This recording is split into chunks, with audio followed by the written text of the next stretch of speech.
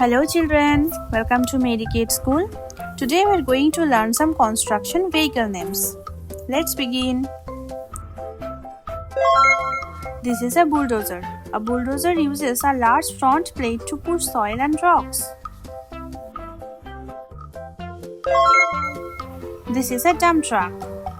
A dump truck carries sand, gravel and other heavy materials. This is an excavator. An excavator has a powerful arm and bucket. This is a tower crane. A tower crane lifts heavy building materials to great heights.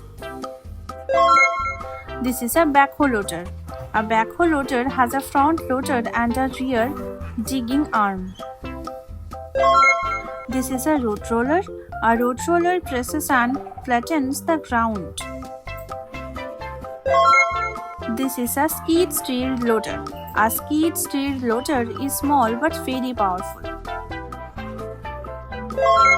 This is a concrete mixer truck. This helps keep the concrete fresh until it reaches the construction site. This is a motor grader. A motor grader levels the ground before roads are built. This is a wheel loader. A wheel loader uses a large bucket to lift and carry heavy materials.